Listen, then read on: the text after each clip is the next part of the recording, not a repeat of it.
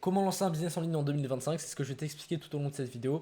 Il va pas y avoir de montage, il va pas y avoir, ça va pas être une vidéo dynamique, mais simplement je vais t'apporter un maximum de valeur pour qu'aujourd'hui, toi, si tu as envie de lancer un business en ligne, tu puisses avoir les bases. Je vais pas te parler d'un business en ligne spécifique, d'un modèle de business spécifique, mais simplement des bases que tu dois comprendre, la mentalité qu'il faut avoir pour lancer ton premier business, faire tes premières centaines d'euros par mois en ligne. Donc, moi, pour te donner un peu de contexte, j'ai commencé le business en ligne il y a à peu près 2 ans, quand j'avais 15 ans.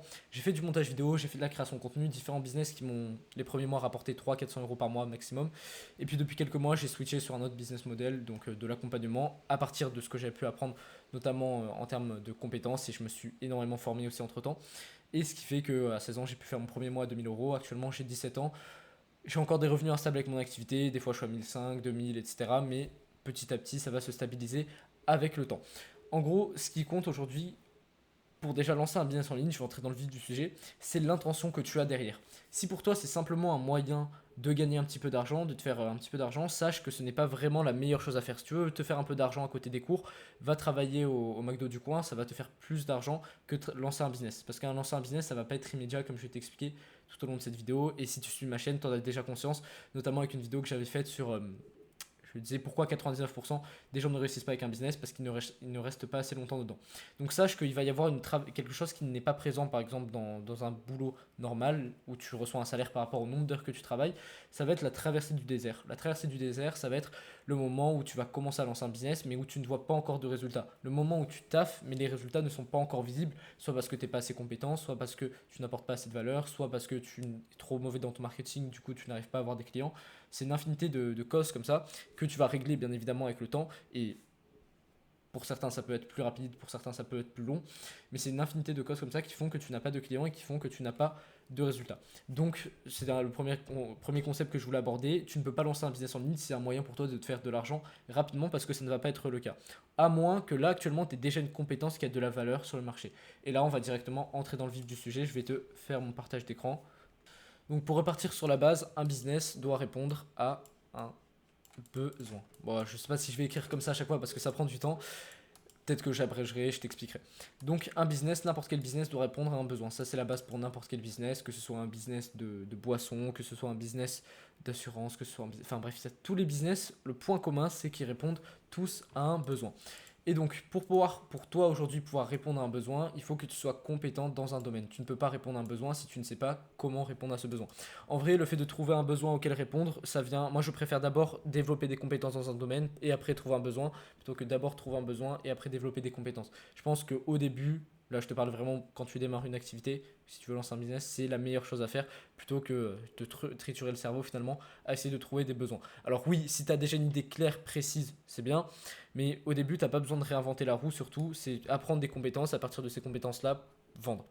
Si tu veux vraiment identifier un grand besoin, ça viendra beaucoup plus tard dans le business, quand tu veux vraiment lancer une boîte dans un domaine précis, que tu veux la scaler par la suite. Mais là, pour l'instant, on parle juste de se faire quelques centaines d'euros par mois. Donc, tu n'as pas besoin de réinventer la roue, tu n'as pas besoin d'identifier un énorme besoin auquel personne ne répond. Ça va être impossible. Tu dois simplement développer une compétence et après répondre à un besoin avec cette compétence-là. Un besoin qui est déjà répondu par plein de personnes parce que, comme je t'ai dit, tu n'as pas besoin de réinventer la roue.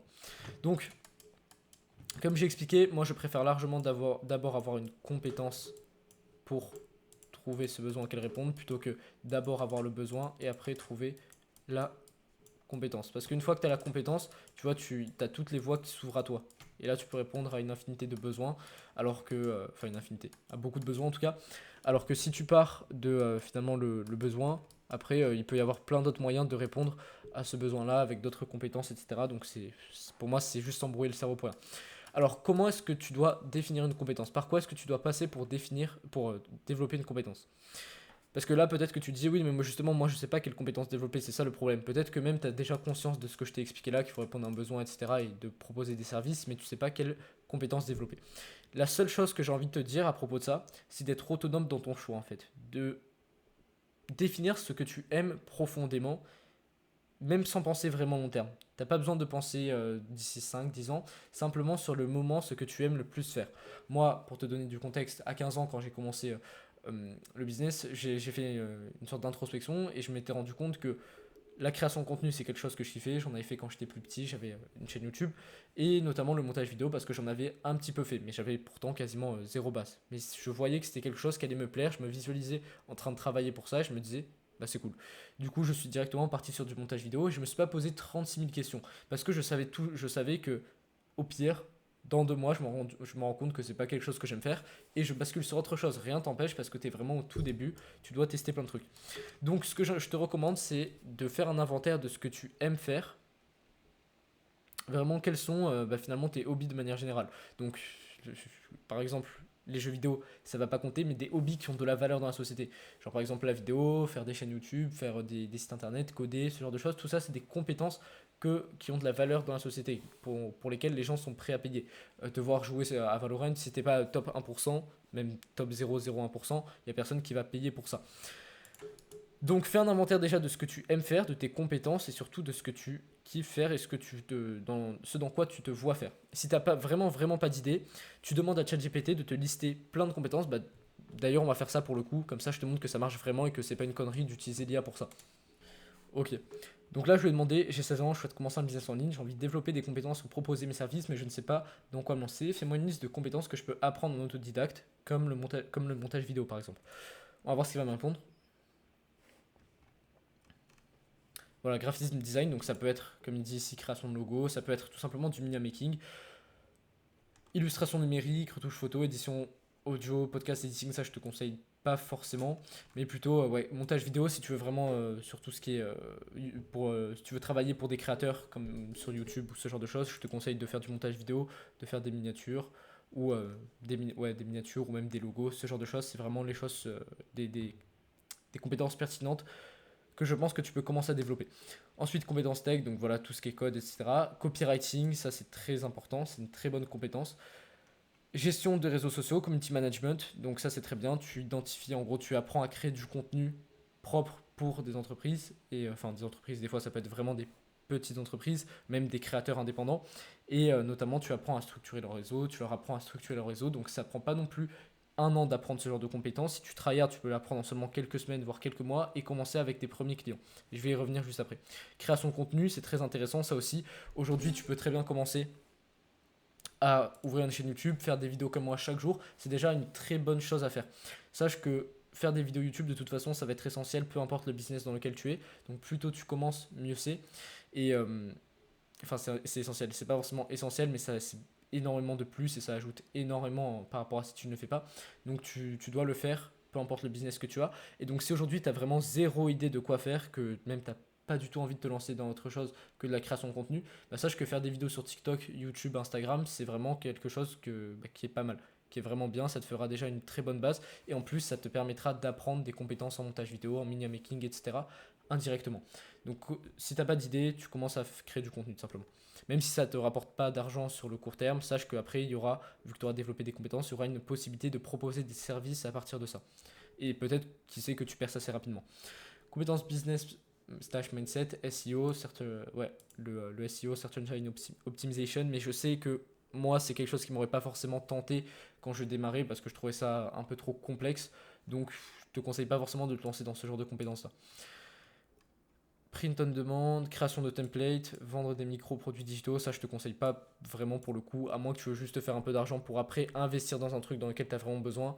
Exemple, t'as même pas de téléphone, peut-être que tu me regardes avec une tablette ou ce genre de choses, que tu as besoin un peu d'équipement pour commencer à apprendre une compétence et gagner de l'argent. Ce que tu peux faire, oui, te lancer dans les produits digitaux pour te faire quelques centaines d'euros, c'est pas mal, ou même tu peux faire du resell vintage, ce genre de choses pour te faire un peu d'argent, pour avoir de l'équipement et pour après commencer à apprendre la compétence que tu veux. Euh, Notamment si tu veux apprendre le montage vidéo absolument, que c'est quelque chose vers lequel tu veux te rediriger, bah si t'as pas de PC, t'es un peu niqué. Donc c'est bien que tu peux te lancer dans des petits business comme ça, voire même tu peux taffer en IRL, tu peux taffer dans un McDo ou ce genre de choses quelques semaines pour avoir un peu d'argent et suffisamment pour pouvoir acheter un PC. Donc en fait, n'importe quelle situation dans laquelle tu es actuellement, il y a une solution. Ça, c'est quelque chose dont il faut que tu aies conscience. Alors du coup, je vais te faire finalement une liste pour moi des compétences que là, tu peux apprendre d'après en plus ce qui m'a donné ChatGPT. Donc basique, montage vidéo.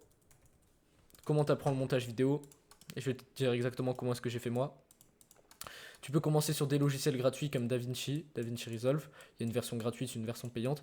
Moi, j'ai commencé sur Premiere Pro, mais je les craque le logiciel. Je te conseille pas parce que tu peux choper des virus, donc c'est pas ouf. Et puis après, tu prends n'importe quel rush, même tu peux prendre un rush de toi ou des rushs de youtubeurs, et tu commences à monter la vidéo. Tu as tous les outils et tu regardes des tutos sur internet. En fait, en fonction de l'effet que tu veux faire, ça va te venir à l'idée normalement. Tu regardes comment le faire sur internet, petit à petit tu vas l'ancrer et après tu vas prendre les fonctionnalités en main. Je te conseille pas de suivre des tutoriels pas à pas, mais plutôt de te lancer vraiment dans essayer de monter une vidéo et après de voir ce qui te manque. Tu vois, c'est beaucoup mieux de faire comme ça et ça va beaucoup plus s'ancrer dans ton cerveau. Donc très simple, tu vas sur YouTube, tu regardes des tutos YouTube. Ça, c'est pareil pour le Minia Making. Minia, je vais écrire plutôt. Minia Making, du coup, je disais c'est pareil, sauf que là, tu vas devoir passer par les logiciels Adobe comme Photoshop, bien évidemment. Donc, racler à ce moment-là.